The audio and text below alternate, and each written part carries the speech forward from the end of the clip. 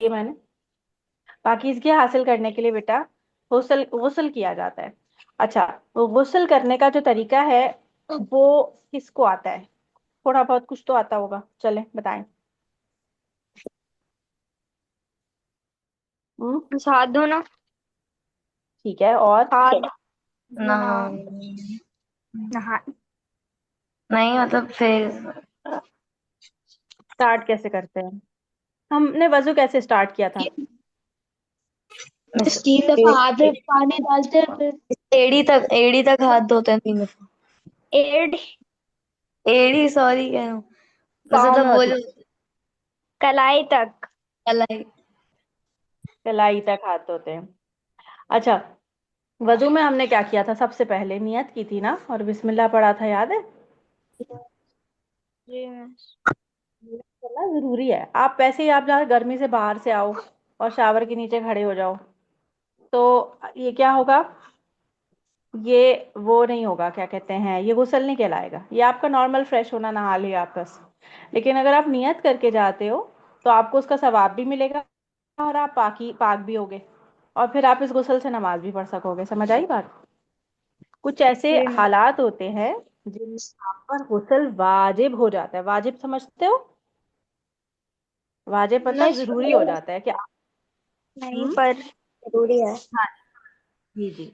तो जरूरी हो जाता है, आपको करना ही पड़ेगा। अगर आप नहीं वजू, अगर आप गुस्ल नहीं करोगे, आप नॉर्मली नहाते रहोगे, तो क्या होगा? आप पाक नहीं होगे। ठीक है, पाकी हासिल करने के लिए प्रॉपर तरीके से आपको वजू करना, गुस्ल करना पड़ेगा। तो उसका गुस्ल करने का तरीका क्या है?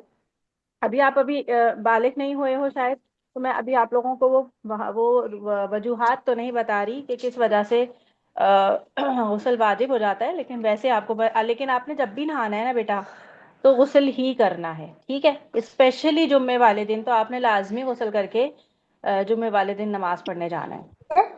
अब आपने करना क्या है? सबसे पहली चीज़ है हमारी नियत। और नियत करके आपने बिस्मिल्लाह करनी है। नियत के लिए कोई अल्फाज नहीं होते, बस दिल में ये सोचना होता है आपने कि मैं गुस्ल करने वाला हूँ। और बिस्मिल्लाह करनी होती है, ये बाथरूम में जाने से पहले सोचना होता है। ठीक है, बिस्मिल्लाह कर दी। अब आप बाथरूम गए, अब आपका पूरी बॉडी में, आप सबसे इम्पोर्टेंट काम सबसे पहला क्या है कि आपने हाथ धोना है, क्योंकि आप बाहर से आए हैं, जाहिर तो कोई जर्म्स वगैरह कैरी करके आए होंगे। तो सबसे पहली चीज़ आपने हाथ धोना है। उसके बाद आपने अपनी गाह को धोना है। ठीक है, अपनी शर्म गाह को आप साबुन से चाहे धोएं या पानी से धोएं, अच्छी तरह से उसको धो लें। अब आपने दोबारा हाथ धोने हैं, क्योंकि अब आप अपनी शर्मगाह को हाथ नहीं लगा सकते, इसीलिए सबसे पहले उस एरियाज को धो लेना है। वो सारे क्रैक्स आगे पीछे हर तरह से धो लें, ताकि वहां पे अगर कोई पसीना वगैरह जमा हुआ है तो उसको साबुन लग के और उसमें सब सफाई हो जाए। ठीक है, अब आपने दोबारा हाथ धोने और प्रॉपर वजू की तरह सब करना है। हाथ धोए, फिर कुल्ली की, नाक में पानी डाला, अच्छी तरह से नाक को ब्लो आउट करेंगे, और चेहरा धोएंगे, कोहनियों तक हाथ धोएंगे। कोहनी पता है ना क्या होती है? कोहनी होती है ये एल्बोज। ठीक है, एल्बोज तक हाथ धोएंगे। अब इसके बाद क्या करते हैं वजू में? वजू में इसके बाद क्या करते हैं वैसे नॉर्मली? सर का मसा करते हैं। सर का। तो अब हम नहाने जा रहे हैं तो मसा नहीं करेंगे। मसा क्या होता है? हाथ फेरना, सिर्फ गीला हाथ फेर लेना। लेकिन अभी हम नहाने वाले हैं तो हम जाहिर सी बात है सर भी धोएंगे, पानी तो डलेगा ना अब। तो अब मसा नहीं करेंगे। तो हम यहाँ तक करने के बाद अब आपको खुली छुट्टी। अब आपका दिल चाहे तो पहले सर धो लें, या पहले, वैसे पहले सर नहीं धोना चाहिए, क्योंकि हमारी बॉडी का टेम्परेचर डिफरेंट होता है।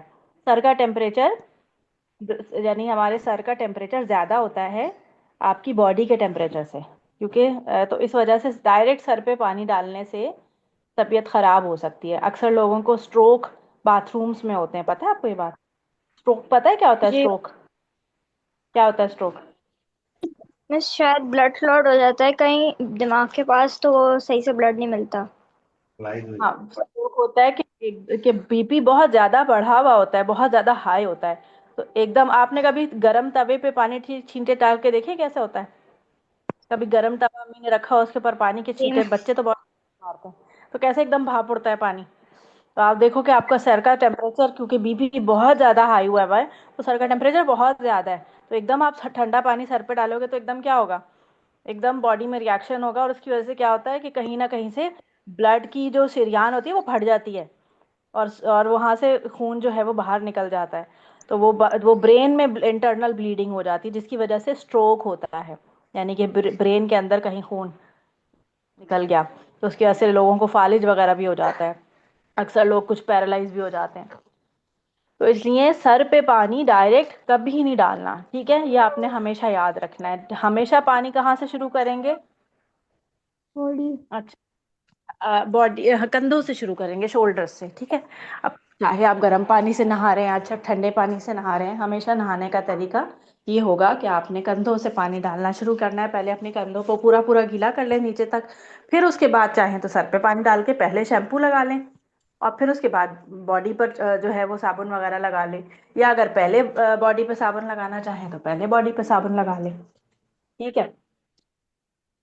اچھا، پھر اس کے بعد آپ نے سب کچھ آپ نے دھو لیا اچھی طرح ہر جگہ کو، اچھا سارے کریکس پہ تھا اچھی طرح دھونے ہوتے ہیں، بغلوں کو اچھی طرح صاف کرنا ہوتا ہے، کان کے پیچھے جو ہے وہ پسینہ جمع ہوتا ہے، آپ کو پتہ نہیں چلتا کہ یہاں پہ پیچھے پسینہ ہے، لیکن کبھی آپ غور کرو، کبھی آپ اپنے کان کے پیچھے ایسے ہی 2 دفعہ انگلی زور سے پھیر کے، جو کان جہاں سے پیچھے سے جڑا ہوا ہوتا ہے نا، 2 دفعہ انگلی پھیر کے ذرا سونگو، آپ کو اسمیل آئے گی، کیونکہ یہاں پہ پسینہ جمع ہوتا ہے، تو یہاں سے ضرور صفائی کرنی ہے۔ کبھی تو ہم مسح کرتے ہوئے بھی کان دھوتے ہیں اور یہاں سے صاف کرتے ہیں نا، تو یہ آپ نے ضرور صاف کرنا ہے۔ دوسری کیا بات ہے، آپ نے اچھی طرح کانوں کو اچھی طرح ہر چیز کو دھو لیا اور سر میں شیمپو بھی لگا لیا۔ اب آخری جو کام کرنا ہے وضو کا، وہ کیا ہوتا ہے؟ پاؤں دھونا۔ تو بھلے سے آپ پاؤں پہ صابن بھی لگا کے اسے دھو چکے ہو، لیکن ایک جو فارمیلٹی سمجھ لیں کہ وہ کرنی ہے کہ آپ نے پاؤں ذرا سا ہٹ کے الگ جگہ دھو لینا ہے۔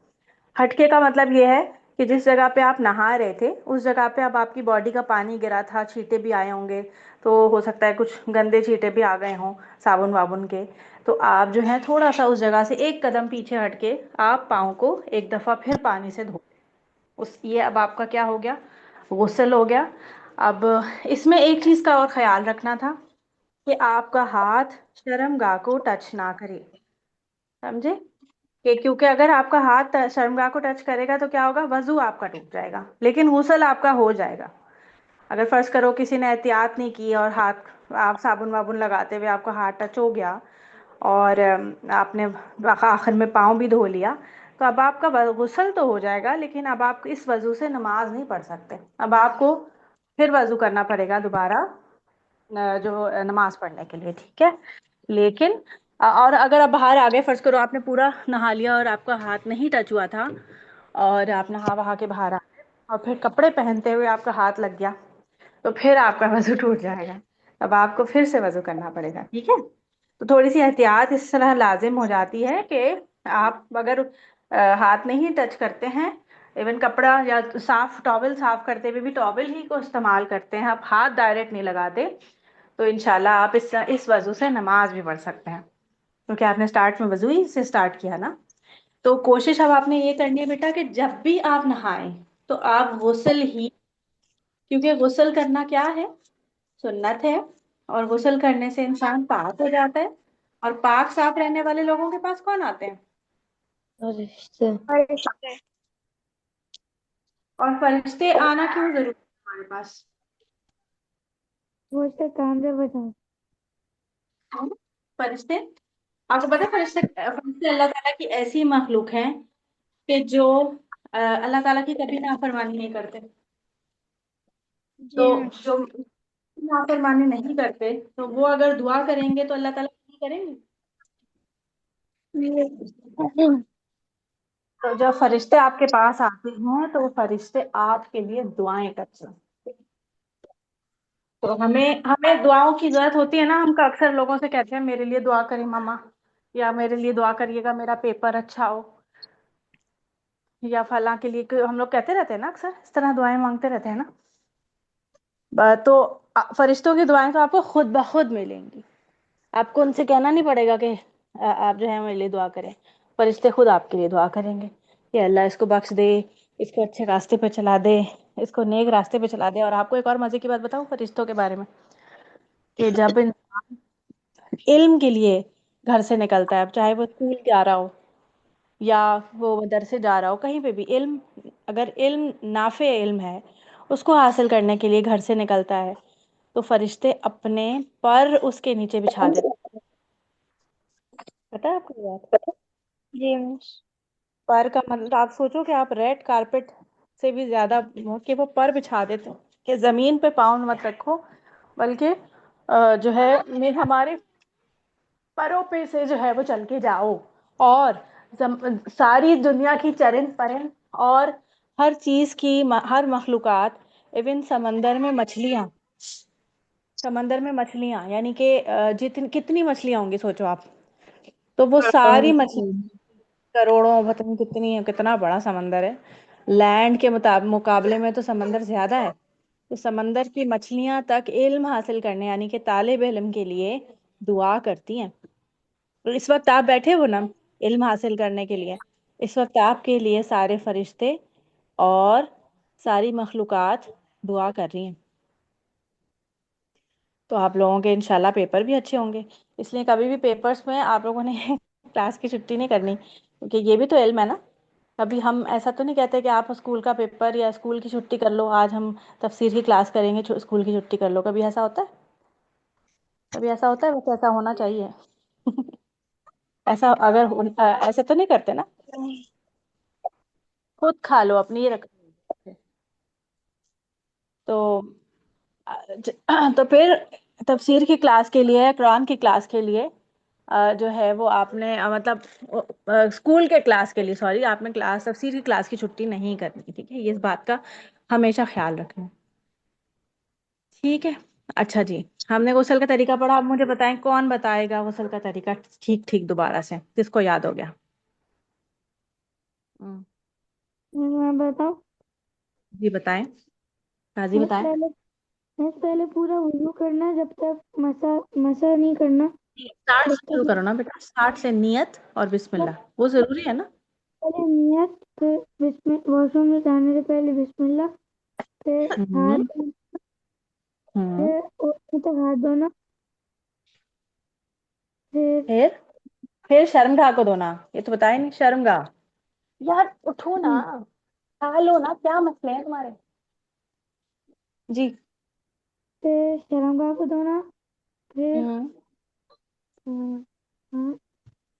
پھر کلی کرنا، ہوں پھر ناک کو دھونا، ہوں پھر منہ دھونا. ہوں پھر آپ کو جو بھی نہیں، پھر آپ ہاتھ کو کونی تک دھونا. ہوں پھر آپ کو جو بھی اپنا باڈی، پہلے آپ شولڈر سے شروع کریں گے. نہانا، پانی ڈالنا، شولڈر سے شروع کریں گے. پھر پھر میں جہاں بھی ڈالنا ہے. ٹھیک ہے. پھر آپ نے چاہے آپ باڈی پہلے دھو لیں یا سر پہلے دھو لیں، شیمپو لگا لیں. ہر روز شیمپو لگانے کی ضرورت نہیں ہوتی. اگر فرض کرو بندہ ہر روز نہا رہا ہے تو ہر روز شیمپو نہ لگائیں، ایک دن چھوڑ کے شیمپو لگا لیں. اور شیمپو بھی تھوڑا سا لگانا، ایک ڈراپ شیمپو. آپ لوگوں کے چھوٹے چھوٹے بال ہیں، ایک ڈراپ شیمپو کافی ہوتا ہے. کون ہے جو پوری پوری بوتل لگاتا ہے؟ آپ لوگوں سے شیمپو کی بوتلیں تو نہیں چھپاتے اما ابا؟ یہ جا رہا ہے باتھ روم، یہ ساری شیمپو کی بوتل بھاگ کے آئے گا. نہیں ہے ماس سے چھپاتے ہوں گے. ہے ماس؟ نہیں. میں نے نا ایک جب ایک دفعہ ایک خاتون تھی، ان کے گھر میں لڑکے ہی لڑکے تھے. تو وہ کہتی تھی کہ ہم اپنے بچوں کو شیمپو کی بوتل نہیں دیتے. وہ شیمپو کی بوتل بالٹی میں ڈال کے اسے باتھ ٹب بنا دیتے ہیں، اور اس کو سارا جھاگ بھاگ بنا کے جو ہے نا اس کے اندر بیٹھ جاتے ہیں. تو ہم ان کو بوتلیں نہیں دیتے. تو ہم ان کے گھر ان کے لیے ساشے لے کے آتے ہیں چھوٹے چھوٹے، کہ ایک ساشے پکڑا دیتے ہیں، یہ لو بھائی یہ اسی سے نہانا ہے بس. چلیں اچھی بات ہے ماشاء اللہ. تو شیمپو آپ نے لگا لیا، پھر اس کے بعد آپ نے کیا کرنا ہے؟ شاباش. پھر آپ بتاؤ آخر میں کیا کرنا ہے؟ قاضی بتا رہے تھے. چلے حمزہ آپ بتاؤ پھر آگے کیا کرنا ہے. حمزہ بتا دیتے ہیں. نہا لیے پورے، اب آخر میں کیا کرنا تھا؟ بس میں بتاؤں؟ حمزہ، حمزہ کو یاد نہیں آ رہا؟ لیٹے ہوئے ہیں، سونا نیند آ رہی ہے؟ اٹھ کے بیٹھو پہلے تو. بس وہ اپنے اوپر پانی گرا دینا 3 دفعہ. وہ تو کر لیا، سب ہو گیا. پھر اس کے بعد اچھا، نہانے میں نا بیٹا پانی ویسٹ نہیں کرنا ہے، صحیح ہے؟ اگر پانی ہر طرف پہنچ گیا ہے تو پھر آخر میں وہ 3 4 ڈونگے ڈالنا کی ضرورت نہیں ہے کہ 3 دفعہ پتہ نہیں پہنچا نہیں پہنچا. صحیح ہے؟ اگر آپ کو محسوس ہوتا ہے کہ پوری طرح پانی آپ نے ہر طرف ڈال لیا ہے تو پانی ویسٹ نہیں کرنا ہے. کراچی میں ویسے ہی آپ کو پتا ہے پانی کا کتنا کل شارٹیج چلتا ہے. کل پڑھا تھا میں، کیا؟ کل پورا پڑھا تھا نا پانی کے ویسٹ کے اوپر، کے ہاں وضو جی، کے. بالکل بالکل وہی. تو میں ریپیٹ نہیں کر رہی، میں ویسے ہی بتا رہی ہوں کہ بس یاد دلا رہی ہوں. اٹس گڈ ٹو بی ریپیٹیٹیو تھوڑا سا. ہاں جی ہاں جی. معاذ آپ پھر اس کے بعد کیا کریں گے؟ مس پاؤں دھوئیں گے، تھوڑا ایک قدم پیچھے ہٹیے پھر پاؤں دھوئیں گے. ہاں، اس کی وجہ کیا ہے؟ پاؤں پہ تو پانی جا ہی رہا ہے ویسے بھی. نہیں مس، اگر کچھ گندے چھینٹے اگر آپ کے پیر پہ لگ گئے ہوں، چاہے آپ نے پہلے بھی دھو لیا پھر بھی گندے ہو جائیں گے، تو آپ ایک قدم پیچھے ہٹ کے پھر دھو لیں. ٹھیک ہے، شاباش. اچھا مصطفیٰ، آپ مجھے بتاؤ کہ ہم سر پہ مسح کیوں نہیں کر رہے جب ہم وضو کر رہے تھے؟ بس کیونکہ ہمارے وہ سر پہ پہلے ہی پانی آ رہا ہے. کیونکہ ہم نے پانی ڈالنا ہے نا، اس لیے مسح نہیں کرنا. مسح آپ کو پتا ہے، اگر آپ کے فرض کرو چوٹ لگی ہے کہیں پاؤں میں، کبھی ہاتھ میں، کبھی ہوتا ہے نا بینڈیج بن جاتی ہے، چوٹیں لڑکوں کو تو بہت چوٹیں لگتی ہیں، تو اب ایسے میں آپ نے اس پہ پانی سے بچانا ہوتا ہے اس پٹیوں کو. تو آپ کیسے کرتے ہیں؟ اس کو ہاتھ گیلا کر کے اس کے اوپر سے گزار لیتے ہیں پٹی پر. پٹی گیلی نہیں ہوتی، بس ایک تسلی ہو جاتی کہ پٹی صاف ہو گئی اوپر سے. اس کو مسح کہتے ہیں. کیا کہتے ہیں؟ مسا. مسح. مسا نہیں، مسح. مسا. مسح کا میم سین ہے. مسح کا معنی ہوتا ہے ٹچ کر کے، مطلب صاف کر، ٹچ کر دینا، مسح. ٹھیک ہے. تو جیسے اسی لیے ہم سر کا مسح کرتے ہیں کہ سر جو ہے وہ ہمارا گیلا نہیں کرنا، ہم نے بس گیلا ہاتھ پھیر لیا. اسی لیے کانوں میں آپ نے گیلا ہاتھ پھیر لیا. اچھا فرض کرو آپ ایسی جگہ پہ گئے ہو جہاں بہت سردی پڑتی ہے. آپ کے کراچی میں تو اتنی سردی نہیں ہوتی ہے، لیکن فجر میں ہاں سردی ہو رہی ہوتی ہے، تو کیا موزوں پہ مسح کر سکتے ہیں؟ جی مس، کر سکتے ہیں. ہاں جی کر سکتے ہیں. آپ لوگ بھی کر سکتے ہو؟ جی مس. کر سکتے ہیں. جی جیسے مس. فجر کے ٹائم پہ اسپیشلی کیا ہوتا ہے کہ سردی، آپ پاؤں اگر دھو تو آپ کو بہت سردی لگتی ہے اور چھینکیں آنے لگتی ہیں، طبیعت خراب ہوتی ہے، سردی ہے نا. تو اگر جس دن زیادہ سردی محسوس ہو تو آپ کیا کریں، عشاء کی نماز جب آپ پڑھتے ہیں تو آپ نے وضو کیا ہوا ہوگا، تو وضو کرنے کے بعد اگر آپ ساکس پہن لو، وضو میں ہونا چاہیے. ایسا نہیں کہ آپ وضو کرنے کے بعد نماز پڑھی، نماز پڑھنے کے بعد آپ واش روم چلے گئے پھر اس کے بعد ساکس پہن لیا، یہ نہیں. بلکہ آپ نے وضو کیا اور وضو کی حالت میں ہی آپ نے ساکس پہنا اور پھر اتارا نہیں، تو آپ اس ساکس کے اوپر مسح کر سکتے ہیں 24 آورس تک، جب تک آپ اتارے نا. لیکن فرض کریں آپ سوتے میں آپ سے پاؤں سے اتر گیا، تو اب آپ کی مسح کی ختم ہو جائے گی کنڈیشن. اب آپ مسح نہیں کریں گے، اب آپ کو پاؤں دھونا پڑے گا. ٹھیک ہے. اور یہ موزہ کوئی بھی ہو سکتا ہے. یہ نارمل موزے جو ہم پہنتے ہیں کپڑے والے اون کے روزے، اس پہ بھی کر سکتے ہیں. نارمل موزے جو ہیں یا پھر کوئی لیدر کا موزہ، اگر بہت سردی والے ایریاز میں رہتے ہیں تو لیدر کے موزے پہنے جاتے ہیں، اس پر بھی ہو سکتا ہے. یہ ہر موزے پر ہو سکتا ہے. ٹھیک ہے. ٹھیک ہے. یس. ٹریولر کی کنڈیشن میں وہ اس پہ بھی تو مسا ہوتا ہے، جوتے پہ جی شاید. جوتے پہ بھی مسح ہو سکتا ہے، بالکل ہو سکتا ہے. تو اگر فرض کریں آپ کسی باہر جا رہے ہیں، کسی آپ دیکھیں جیسے اگر آپ باہر جا رہے ہیں اور کہیں ریسٹورینٹ وغیرہ میں آپ کو وضو کرنا پڑے، تو لوگ کیا کرتے ہیں کہ وہاں پہ پاؤں دھو رہے ہوتے ہیں اور پورا کیچڑ کیچڑ بنا دیتے ہیں سارا کچھ. پھر دوسرے لوگ جا رہے ہوتے ہیں تو پھر ان کو گندا لگ رہا ہوتا ہے کہ یہ کیا سارے جوتے بھی گندے، کیچڑ کیچڑ ہو گیا ہے. تو ایسے میں آپ جب آپ نکلنے کا ارادہ کریں تو موزے وغیرہ پہن کے جائیں. تو ایٹ لیسٹ موزے پر آپ وہ ہے نا جوتا اتار کے موزہ جو ہے نا اس کے اوپر آپ مسح کر لیں. ٹھیک ہے. لیکن اس کے لیے شرط کیا ہے کہ آپ کا وضو ہونا چاہیے. جب آپ نے موزہ پہنا تھا تو وضو کے ساتھ پہنا ہو. ایسا نہ ہو کہ آپ نے وضو نہیں کیا ہوا تھا، آپ نے موزہ پہن لیا پھر آپ نے مسح بھی کر لیا اس کے اوپر. سمجھ رہے ہیں بات؟ پہلا وضو ہونا ضروری ہے. پھر بھلے سے ٹوٹ گیا ہوگا وضو، ظاہر سی بات ہے ٹوٹے گا تبھی تو دوبارہ کریں گے. بات سمجھ آ رہی ہے نا؟ لیکن موزہ نہیں اترنا چاہیے. موزے پہ مسح کرنے کی کنڈیشن کیا ہے بیٹا بتاؤ؟ پہلے وضو ہوا ہوا. پہلے وضو ہوا اور موزہ اتارا نہ ہو. اور اور ویسے کتنے وہ ٹائم تک آپ اس ٹوٹ گیا تب بولو. بھی مسح کر سکتے ہیں؟ تو وضو ٹوٹے گا تبھی تو وضو کریں گے. وضو نہیں ٹوٹے گا تو نہیں ہم اسی وضو سے نماز پڑھ لیں گے. میں کہہ رہا ہوں اگر وضو ٹوٹ گیا تب بھی موضوع پہ مسح کر سکتے ہیں. یہی تو بتا رہی ہوں نا کہ وضو ٹوٹے گا تبھی تو آپ دوبارہ وضو کرو گے. مسح کی نوبت تو تبھی آئے گی جب آپ وضو کر رہے ہوگے، ہے نا. ورنہ تو آپ نے وضو کرنا ہی نہیں، پھر آپ تو نارمل وضو اسی وضو سے آپ دوسری نمازیں بھی پڑھ سکتے ہو. لیکن اب وضو ٹوٹ گیا، اب آپ نے موزہ پہنا ہوا تھا تو آپ کیا کرو گے، آپ اسی پہ مسح کر لو گے. اب جیسے یہاں پر بہت سردی پڑتی ہے لاہور میں، تو ہم لوگ تو یہی کرتے ہیں کہ عشاء اسپیشلی کوشش میری تو یہی ہوتی ہے کہ ہم عشاء میں جو وضو کریں تو یا نہیں، اسپیشلی عشاء میں نہیں، میں ظہر میں وضو کرتی ہوں جس میں پاؤں ہوتی ہوں. اس کے بعد میں سارا دن جو ہے موزہ پہنی رہتی ہوں، اور پھر فجر تک میں اس موزہ پہ مسح کرتی ہوں. اور اگلے جب اب دن میں جب دوبارہ ظہر آئے گی تو اب میری جو میری مسح کی مدت ہے وہ ختم ہو جائے گی. 24 گھنٹے ہو جائیں گے نا ظہر سے ظہر. ٹھیک ہے، جاؤ لے جاؤ. صحیح ہے. تو پھر اس کے بعد وہ اب ظہر میں تو ذرا گرمی ہوتی ہے نا، تھوڑا سا گرم گرم موسم ہوتا ہے، دھوپ بھی نکلی ہوتی ہے، تو اس وقت پاؤں دھونا اتنا مشکل نہیں لگ رہا ہوتا. لیکن جیسے جیسے عصر مغرب عشاء آ رہی ہوتی ہے نا، تو ایون آپ گرم پانی سے بھی پاؤں دھونا تو اتنی ٹھنڈ لگتی ہے. یہ سو لے کے سو جاؤ، کوئی بات نہیں. نہیں گندا نہیں ہے، لو میں نے صاف کر دیا. کہاں سے گندا ہے؟ کوئی بھی گندا نہیں. چلو میں نے صاف کر دیا، لیٹ جاؤ. چلو خود بھی صاف ہو گیا تھا. ٹھیک ہے بیٹا، کیا بتا رہی تھی میں؟ ہاں تو اس میں بڑی ٹھنڈ لگتی ہے.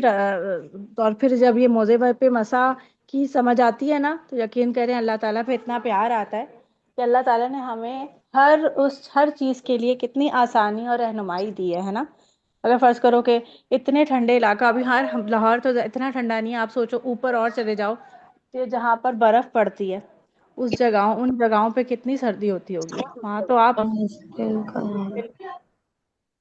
کیا کہہ رہے ہیں موسیٰ؟ بس میں ہر مشکل کا حل دیا ہے اللہ تعالیٰ نے. بالکل بالکل.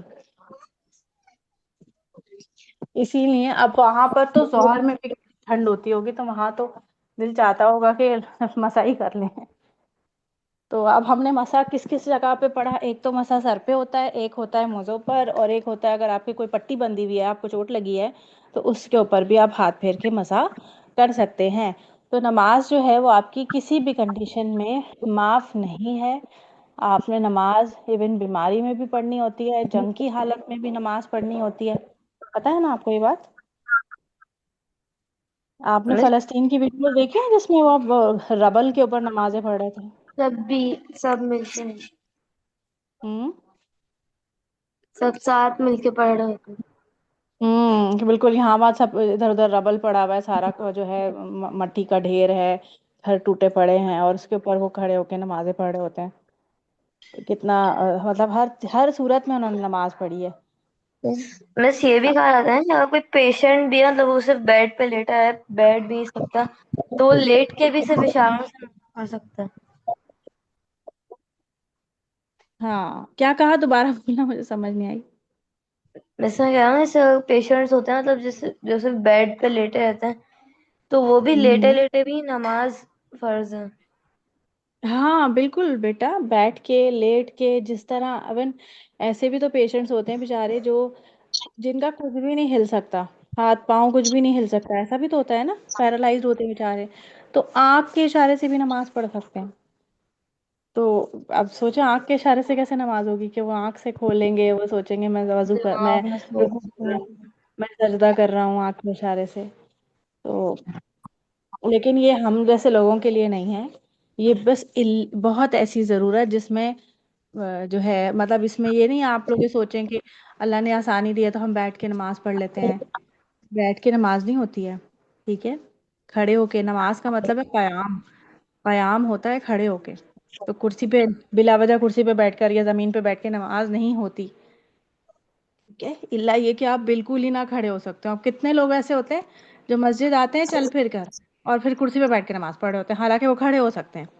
تو جتنا حصہ آپ جو ہے نماز میں کھڑا ہو سکتے ہیں، آپ اس میں کھڑے ہوں گے. قیام آپ کھڑے ہو کے کریں.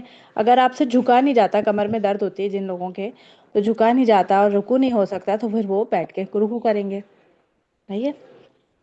اور اگر فرض کرو کہ وہ رکوع کر سکتے ہیں لیکن سجدہ نہیں کر سکتے، تو پھر وہ صرف سجدے کے ٹائم پہ جو ہے وہ بیٹھ جائیں گے کرسی کے اوپر، باقی ٹائم پہ وہ کھڑے ہو کر پڑھیں گے. سمجھ میں آ رہی بات؟ تو یہ ہمارا آج کی کمپلیٹ ہو گئی. اب کل انشاءاللہ میں آپ لوگوں کو نماز جنازہ کا طریقہ سکھاؤں گی انشاءاللہ. نماز جنازہ پتہ ہے نا کیا ہوتی ہے؟ پڑھی ہے کسی نے؟ یس مس. سب نے پڑھی؟ معاذ نے پڑھی ہے نماز جنازہ کبھی؟ یس. شور ہوتا ہے. ہاں صحیح ہے، ٹھیک ہے. چلیں انشاءاللہ کل ہم نماز جنازہ کا طریقہ بھی پڑھیں گے، نماز اور میت کی مغفرت کی دعا بھی یاد کریں گے انشاءاللہ. ٹھیک ہے. چلیں. سبحانک اللہم و بحمدک، اشہد ان لا الہ الا انت، استغفرک و اتوب الیک. السلام علیکم ورحمۃ اللہ وبرکاتہ. وعلیکم وعلیکم وعلیکم السلام ورحمۃ اللہ.